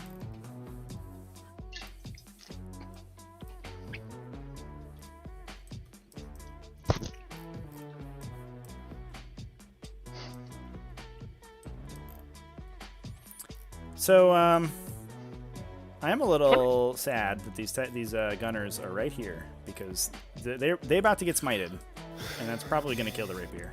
You think they'll get smited? Yeah. Not just punched to death? Well, where does your smite go? I mean, that thing knows 3 powers, but can only cast twice. So like, he might cast the target smite. Maybe he just target smites other stuff. Yeah, maybe he just target smites the Eradicator, tries to get him out, get rid of him. Yeah, because he'll probably just kill the 2 Tactical Marines. Yeah. Although I guess he can just kill them with a smite and then assault the. Well, the gun dies if they go away. Yeah. What, Fancy Terminator? I don't know. I don't think he wants to assault either of these units, though. Certainly don't want to assault the aggressors. That is I would spend a CP on that in a heartbeat. Yeah. Not the flame aggressors. I don't know if it actually does any damage to him, actually. I'm just trying to hit on 6s. Yeah, they're not the flamestorm aggressors, bizarrely. Yeah. Would have expected those in Sally's. It's the. I guess you can't stack like the +3 to wound anymore on it. That's also true. Yeah, and they nerfed a lot of the flame abilities to after the Codex got released. It was really funny because everyone freaked out that the Salamanders were going to do too much damage, and then no one ever got that combo off because it required you to stand within 8 inches of somebody, and then just not nobody. Yeah, clearly somebody did it to Robin Curtis. I got punched right in the. Did you? Right in the gullet. It's hard to not get hit by that when you're playing orcs. Is it? I mean, they shot a battle wagon, but like it still hurts pretty bad. Yeah, I guess so. I feel bad for these Tempests though. They're about to get swarmed by Nurglings. They're just gonna spend the rest of the game falling back. We never really went over the minutia of their infinitely long and bizarre ability. Can they be charged by things that don't fly right now? Well, they can because they haven't ramjetted this turn because they had to fall back from being punched in the head by a Lord of Change's big mighty rod. Yeah, we did promise that we would talk about that and we didn't. So the Landspeeder Tempest has. Okay, so he should be unable to see the Tempest. A perfectly worded ability. Called Ramjet Thrusters, which basically when it advances, it becomes sort of an aircraft. It gets a minimum move of 20 and then a 35-inch maximum move. And when it's targeted, you subtract -1 from hit rolls made against it in the next shooting phase. But you declare the ability when you advance. So a couple issues here. First of all, there's a double negative in the mathematics there. You subtract -1, which means technically you would add +1 to hit them. Because that's how subtracting negatives works. I learned that in He can still see him. I mean, as we've discovered, I told my teacher I would never use that knowledge, but I am now. His wings. We can overlook that. That's fine. There's -1 to hit them. That's okay. But the downside is that it's in the next shooting phase, which because you're using it in your movement phase is the phase 2 phases afterwards because it's your shooting phase. So they only suffer -1 to be hit. During your own shooting phase, which I can works pull up the actual model sometimes. Like Noise Marines have trouble hitting them with -1, but otherwise, actually, things trying to shoot them in their own shooting phase is not going to do anything. Additionally, they can only be charged. They can only charge or be charged by units that can fly during the fight phase. So, if you have an ability whereby you have fly, but you lose it during the fight phase, you can't charge them. So you actually have to rewind time in that situation. So if you have like the mixed Deathwatch Squad, or you've got like. Well, no, the mixed Deathwatch Squad does not have fly. It has an ability exactly equivalent to fly. Oh, okay. But that is never mind. Got a big old ping spike from the host here. I apologize, everyone. All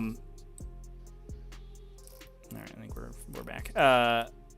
But I don't think there's anything in the game currently that this weird during the charge phase or during the fight phase clause matters for, because I don't believe anything loses fly out during the fight phase, or maybe I mean it's got to be something that flies during the movement phase, right? Yeah, there's a lot of psychic powers that grant fly, and there's a lot of mechanics that can remove psychic powers. Yeah. Maybe there's something that removes an aura ability that gives you fly. There you go. Maybe. Boosh. I'd also like to note, ramjets don't work unless you're going like Mach 3. Yeah, they go 35 inches. Isn't that the same as Mach 3? They work by compressing and igniting the air just by the pressure and friction of going that fast. Sam, is that a T5S2 thing? What are you referring to? The ramjet ability is just on the unit's data sheet. Yeah, it's a psychic phase. It's a Forge World ability. Yeah. Although there are a great many such just little treasures in the I can't believe we missed this index. one. As we were combing through Forge World data sheets to try to find the gems. I'm frankly embarrassed that I did not read this ability thoroughly enough. And then Macabray found it. Yes. Warp spiders, cannot charge them. It should be noted that if you actually have fly, unless something removes fly, you have fly during the fight phase, so you can charge them during the charge phase. So things that fly can still charge them, but things that randomly sometimes have fly sometimes can't charge them. It's a silly way clause. around. There's no reason for they also can't charge those things. That's true. Yeah. If you don't fly during the fight phase, then they can't charge them. And honestly, like, it doesn't feel like an oversight, to be honest, because I mean it's extremely poorly worded, but it makes sense that they would only be able to fight things that are currently flying during the fight phase when it's time to fight. I'm pretty sure that's not how it was meant to be worded. 6 inches, 1 mortar wound. I think it works functionally. The issue is the subtract -1 during your next shooting phase, which is not great. And then, well, the Blood Angels, Wings of Sanguinius gives you fly until your next psychic phase, right? Or does it not?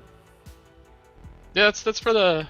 So you would the be plus able to charge. movement's definitely the full battle round. I've definitely people cast. Then you move the next turn, and you have it. Yeah, let's take a look. Like you move Mephiston like the 6, then you Wings, and then you move 12 on your next turn, and then it's all with it. Yep. Let's look at the Sanguinary Discipline. Wings of Sanguinius. Yeah, you gain fly until the start of your next psychic phase. Yeah. So you have fly because during that, during your charge phase, you can charge a Ramjetting Tempest because you have fly during that subsequent fight phase. Does not stop his double shoot. Got some developments in this game here. Yeah, the way it's worded, Sam, the charge during the fight phase thing is a qualifier on your ability to fly. He's going to cast it on himself. So, or the during the fight phase. So, you know, basically, the unit can only be charged the units that fly during the fight phase.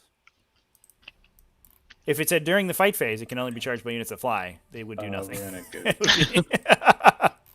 That would not be a rule that had any function in the game. Springer? But it because it's the other way around, it works this way.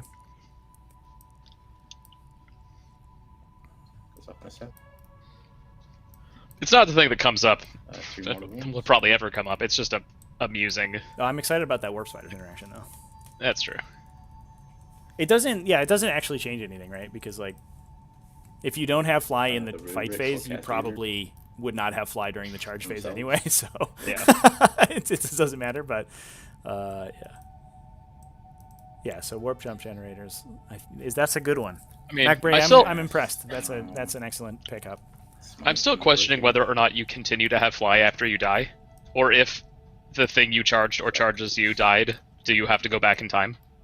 Yeah, your data sheet still exists when you're dead. That's how you can be returned to play. We're gonna reroll that. Because otherwise, like if you return something that was dead to play, nothing would happen, right? Because you just didn't have any abilities or stats. But it only has the abilities and stats while it's on the board.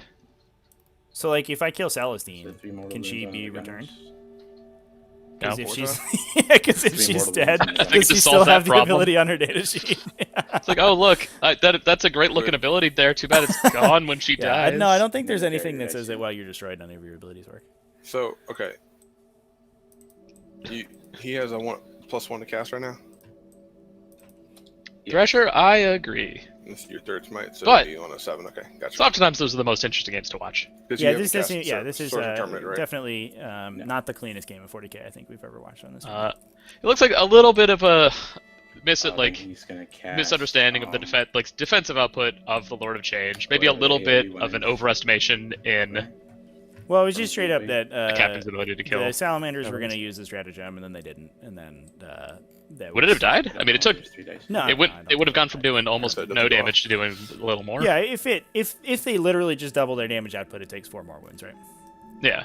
They also did try and charge I it. mean, the 5 and the 2. They also and the 1 is an 8. So did not. Right, Wow, you should roll it. I don't know how. Yeah, they could have just rolled that 9. That would have been sick. Yeah. You rolled a 1. Aggressors 2, will and a 3. will punch this thing pretty hard. Yeah, and the salamanders have 7 command points left. Yeah. There's a lot. And I'm sure that if it went off, you'd ask me to roll it because there's 3 dice. Is that No. incorrect? No. Yeah, Luke, that Salamanders list is looking pretty mean going into the next round. All right, sure. Yeah, Liam is We'll go to really Terminator. fun player to watch. He's gonna cast He's Infernal Gaze on the aggressors.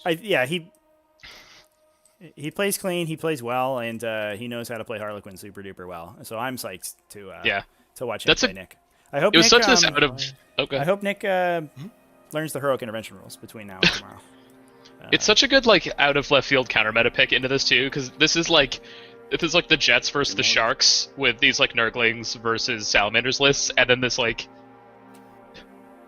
just this Casting just Firestorm on them. strange monster just shows up out of the deep and just eats them all. Yeah. Yeah, Sam, that would be helpful if the Tempest became aircraft. That would also solve a lot of issues that it has, currently, where it can ramjet and then contest objectives and things. But if it becomes aircraft, it doesn't do that, right? So, they've also haven't rewritten its rules in 3 years. Yeah, so, yeah, it could be. It needs a little bit of work for sure. All right. Oh, it looks like big smites, or was that a Scorpius hitting the aggressors? I think it's Scorpius. We're in shoot phase here. We smoted the. Oh, was that a smite? No, I think we smote the rapier. Yeah.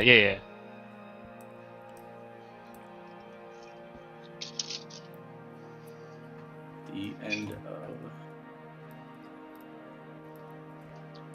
in the psychic phase, we're gonna. Luke, that's where I was always gonna end up. So the hilarious part about the way the brackets fell out is that either one side would have 2 Salamanders players, or it would have 2,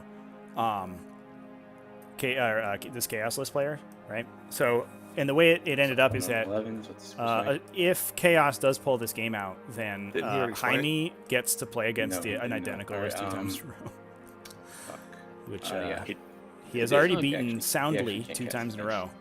See if the 3rd time's a charm for the Chaos against the Space Wolves. Yeah, that's fine. Yeah. No, I kind of don't think that's gonna be the case anymore. I don't think he can see anything. Although the Harlequins into those Wolves feel like that might be a pretty rough matchup for the Wolves. It's obscuring, or no, it's not. Yeah, it's obscuring. Yeah, it would be. It could be for sure. Yeah, it's a lot of haywire punches through those invulnerable saves and the impulsors, but the Wolves are just as fast as the Harlequins are, almost. As long as the as much as the Harlequins are going to hit and run away, the Wolves are going to chase them. Yeah, that's true. And Harleys don't do that well into massed invuln saves themselves. Yeah, their damage output in melee is not great, and as soon as they punch through the impulsors, a lot of their damage is going to be based on sort of relatively high AP. Yeah, and haywire doesn't do much to a so he can actually a Wolfen model. All right, I guess I can't do that. I mean, I can't. I don't think that Sam. To your point, I don't think that purely first or second is going to determine the outcome of a match, even in a perfect mirror. Because I think player skill becomes even more important if you're in a perfect mirror. There's also there's a lot of mitigating factors in the current format of T5S2 in this to try and help solve for that a little bit. All right. I think that will be the end of the second phase. Yeah, it would be. It would answer. I guess Mm-hmm. if it were to answer your question, it would answer whether we'll throw a crack first or grenade. second is better in T5S2 specifically. And then they'll wrap. Which I think with either of these two armies that would be mirror matching. I think they're both so first turn oriented. No, the salamanders are built to be better second turn. I think. You think so? Yeah, because they have a lot of fast ranged attacks, so they can hide well and then push out bottom of one and fight. Whereas I do think this Chaos list benefits enormously going first. What's up? Yeah, 46 Nurglings charging 46 other Nurglings does pretty well going first. And then 2 Scorpiuses killing a Scorpius. Yeah, Chad, the reason that the aggressors didn't double shoot is because the Salamanders player missed the timing on Relentless Advance to count them as stationary and shoot them twice. All right, we're gonna go to the Scorpius, which is at the end of the movement phase, and he had already started shooting at that point. Into the aggressors. And the intention was clear that he would be using it, but his opponent elected not to. I will be spending. Which is, it is what it is. For this is the semifinals, yeah. It's quarterfinals of a tournament defending, a tournament series with over 300 people in it. Self-sacrifice on the Inceptors. You have to do there is something to be said for remembering. Huh? You're talking about to pass wounds off or whatever they block.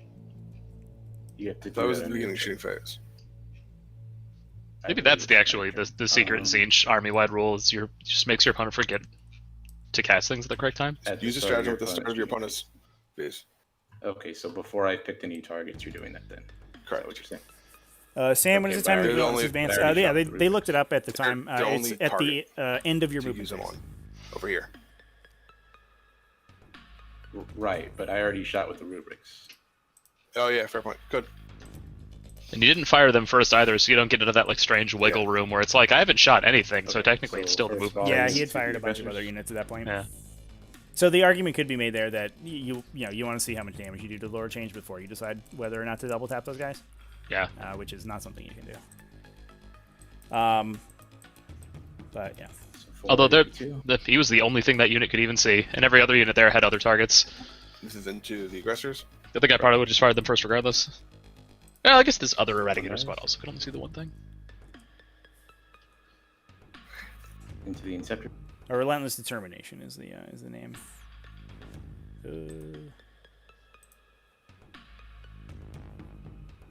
My browser's having a seizure right now. Sorry, browser. I opened up too many tabs. 20 tab life.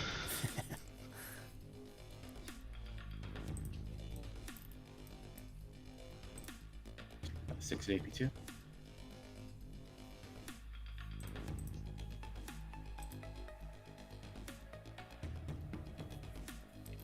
Yeah, good game, man. Chevy, I'm done with this. All right. Yeah, that's yeah, I'm conceding. That's fair. Yeah, Taylor, I believe that is the case. Big contentious and. But it is definitely not after you've already fought 2 Eradicators. Dan, good game. Good luck in the next turn, bud. All right. Well, yeah, we just called it there, I guess. I think that was the writing was on the wall at that point, so I don't. Was that a salt out? We didn't even get a post game discussion. A bit of a hardcore salt out, yeah. Yeah, so sorry, chat. Yeah, sorry that game was far less exciting than watching Wolfen pound countless hordes of nerds to death in a game where both players were having a good time trying to kill each other's characters in bizarre ways. But yeah, I think the writing was on the wall there. The Scorpius was slowly removing all of the Space Marine heavy infantry, and after not killing that Lord of Change, they didn't really have anything to show for it. I definitely think the Scorpius is in a really good position in that game to kill a lot of Salamander stuff. So as a counter meta list building pick, I think that's a pretty strong one. And it seemed to me like the the Marines were a little aggressive, I think, on their positioning. Sending Tempest in your opponent's deployment zone just to like move block Nurglings was like, all right. I don't understand that maneuver. Yeah. And then like just the drop into the Lord of Change is like a Hail Mary to try and remove a model that may not even matter. Like he exists there to basically just shut off your army's damage output for a turn. Yeah. It's 2 psychic powers and like the Space Marine Lieutenant's worth of damage output. Like you can popping over, trying to empty out an entire half of the board, cleaning everything that the Chaos has except for what's on Objective 2, forcing them to move out, forcing them to try and stretch, and then possibly revealing the Whirlwinds feels like the play there, but also like it's very deceptive. I mean, the stack of abilities he had placed onto the Lord of Change makes it almost twice as hard to kill as the normal version of the same model.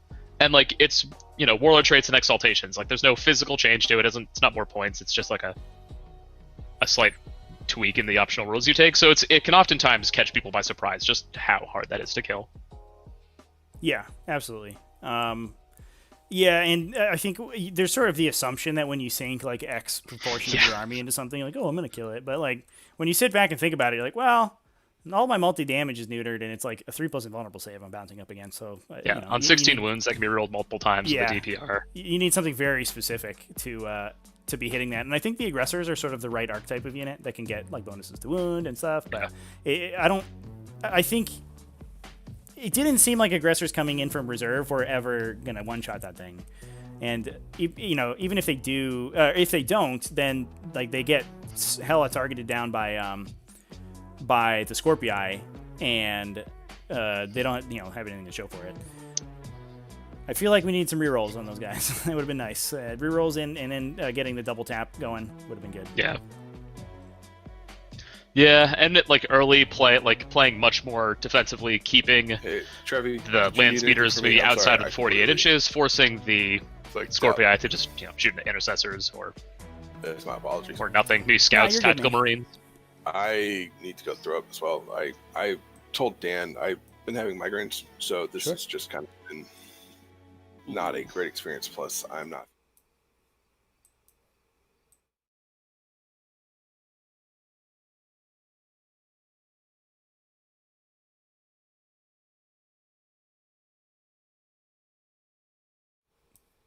I apologize for everybody. The players were contacting me. Yeah, I think to kill a model like that Lord of Change, you need to have sort of a really perfect setup. And a lot of times, I mean, I fall into this trap constantly. I played a game the other day where I dropped like 10 Terminators into something, and I was like, oh, these should like mathematically kill it. But as soon as you don't have any of the normal support that you're used to your units having, their math just drops so considerably. And I think that's certainly what this felt like. Well, I'm going to shoot it with like 2 units of Eradicators and like all these Inceptors and stuff, and that should kill it. And you're like, well, you don't have any rerolls, and you're out of all of your auras, and you have to use all your stratagems perfectly, and then also roll good. And if you don't do all those things, then it's not going anywhere. Yeah, the statistical volume you need to kill a model of that type is just like it's not worth it. Even if you do kill it, that's your entire army's output. Yeah. And you got to question what you're even accomplishing in that scenario either. Yep.